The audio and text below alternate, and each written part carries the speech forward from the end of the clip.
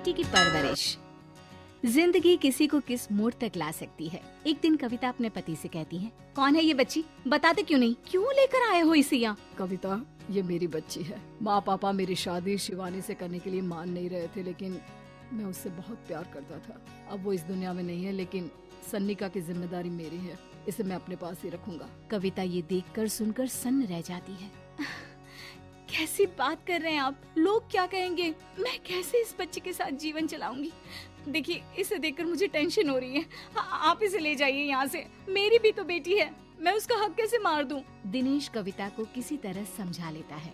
देखो सन्निका, ये आज से तुम्हारी माँ है, इन्हें तुम्हें माँ कहना है। कविता को तो सन्निका को देखना भी गवारा नहीं है, फिर वो उसकी माँ कैसे बन पाती? और शायद दिनेश भी ये हकीकत जानता था। कुछ साल बाद देखिए, अब राधिका बड़ी हो गई है, उसके लिए किसी अच्छे घर का रिश्ता देखिए ना, शादी तो करवानी है ना। हाँ, लेकिन सन्निका उससे बड़ी है, पहले तो उसकी शादी तय करेंगे ना। जमाना जानता है कि वो एक नाजायज लड़की है, कोई उससे शादी क्यों करेगा? ऐसे भी आता है क्या उसे, जो कोई उसे अपने घर की बहू बनाएगा? तभी वहाँ सन्निका आ जाती है। पापा, मुझे स्कॉलरशिप मिल गई है, आगे का सारा खर्चा यूनिवर्सिटी वाले उठाएंगे। मैं कल ही वहाँ हॉस्टल में शिफ्ट हो रही हूँ। लो, सुना दिया ना फैसला। अरे अब क्यों शिफ्ट हो रही हो, पहले ही हो जाती शिफ्ट। दुनिया में यूं कालिक तो ना होती हमारी। क्या यार कविता, एक तो खुशी की बात है कि लड़की को कुछ आगे बढ़ने पढ़ने का मौका मिल रहा है, लेकिन नहीं, तुमको तो केवल ताना मारना ही आता है। जाकर देखो शिवानी क्या कर रही है। अरे हाँ, मैं शिवानी को दूध देना भूल गई, वो कैसे उठेगी? कविता को ये सुनकर गुस्सा आ जाता है। हाँ हाँ, अपनी किताबों से फुर्सत मिले तब ना। मेरी बेटी ना कुछ खाए ना कुछ पिए, यही तो चाहती हो तुम। सन्निका, जिसने कभी कविता से बात ही नहीं की थी, क्योंकि वो उसे हमेशा कोसती, वो वहाँ से बिना कुछ कहे निकल जाती है।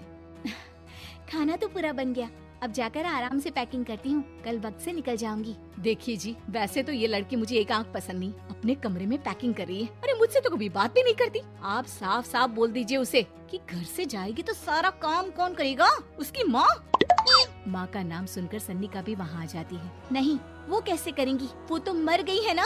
उस मनहूस औरत को मेरे घर में याद करने की कोई जरूरत नहीं है, समझी? वैसे भी ना होते हुए भी तेरी शक्ल में लगता है कि वो हमारे बीच में ही है हमेशा से। तो ठीक है ना, जब जा रही हूँ तो क्यों प्रॉब्लम हो रही है आपको? सन्निका घर से निकल रही थी। कविता ना चाहते हुए भी सन्निका को रोक लेना चाहती थी, और वजह थी सिर्फ उसकी सोशल लाइफ का डिस्टर्ब हो जाना। किटी में कविता की सहेलियाँ कहती हैं, क्या बात है, तू परेशान सी लग रही है, सब ठीक तो है ना?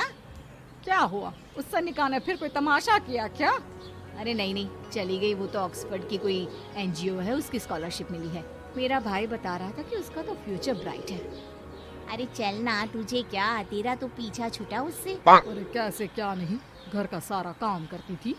इसकी छोटी बेटी को भी तो उसी ने संभाला था, याद है? उसकी छोटी बेटी का जो केस हुआ था, वो भी अपने सर ले लिया था। हाँ, तो बदले में सारा खर्चा भी तो हम लोग ही उठा रहे थे ना। और पता है, वो मुझसे बात भी नहीं करती, जैसे पता नहीं मैं ही उसके माँ के मरने के लिए जिम्मेदार हूँ।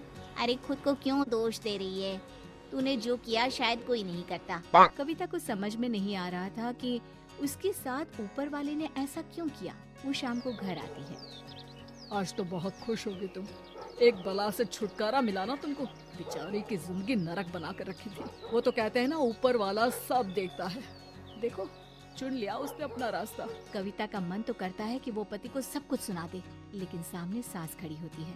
ये तो है, बेचारे को खाना बनाने से लेकर घर के सारे काम करने पड़ते थे। बाहर का भी कोई काम होता तो वही देखती। अब देखते हैं घर का काम कैसे होता है। तभी कविता की बेटी उसके लिए चाय लेकर आ जाती है। लो माँ चाय, कैसे रही किट्टी? अच्छी थी बेटा, खाने में कुछ बनाया है क्या? हाँ, सन्निका दीदी जैसी ही सब्जी बना दी है, आप रोटी बना लो। और हाँ, कल मैं चली जाऊंगी इलेक्ट्रिक बिल और राशन लाने के लिए। अच्छा अच्छा, पैसे मैं दे दूंगी। सन्निका कार्ड दे गई है ना? हाँ माँ, एक कार्ड तो देकर गई है। अरे चोर नहीं थी वो, मेरे बेटे का ही खून है।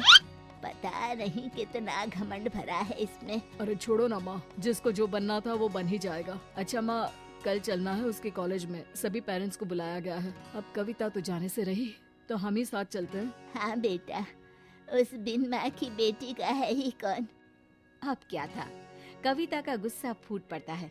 आप लोगों के जैसे तो इंसान नहीं देखे मैंने। अरे मेरे सामने ही अपनी नाजायज बेटी को लाकर बिठा दिया। रोज मैं उसे देखती तो एहसास होता कि कैसे आपने मुझे इतना बड़ा धोखा दिया। जरा सोचिए तो, अगर ऐसा ही कुछ मैंने किया होता तो। अरे रहने दे, क्या नहीं किया तूने उसके बदले में। उस मासूम के साथ क्या क्या करती थी सब जानते हैं हम। अरे छोड़ो ना माँ, ये तो एक बात लेकर बैठ जाती है। चलो सोने चलते हैं। अगले दिन दिनेश और उसकी माँ सन्निका के कॉलेज में जाती हैं। कैसी हो बेटा, मेरा नाम रोशन करना। जरूर पापा। ये ले बेटा, पैसे रख ले। नहीं, वो कविता ने काट दिया है। अरे बेटा, वो माँ है तुम्हारी, उसका नाम क्यों लेती हो? अरे हटाओ भी, किया ही क्या है उसने इसके लिए, क्यों माँ बोले।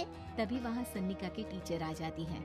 सन्निका की माँ नहीं आई? जी नहीं, वो घर में बेटी है ना, सबका एक साथ आना तो मुमकिन नहीं था। तो उन्हें भेज देते, हम सभी उनसे मिलना चाहते हैं। मानना पड़ेगा, बहुत अच्छी तरह से पाला है उन्होंने अपनी बेटी को। क्या घर का काम, क्या बाहर का, कॉन्फिडेंस तो कूट कूट कर भरा है। पैसे रुपये के लिए भी इसे किसी का मुंह नहीं देखना पड़ता। स्कूली शिक्षा भी लाजवाब है। पिता और दादी को एहसास होता है कि जिस कविता के पालन पोषण पर उन्हें हमेशा से शक रहा, वो सन्निका के भविष्य के लिए किसी वरदान जैसा साबित हुआ।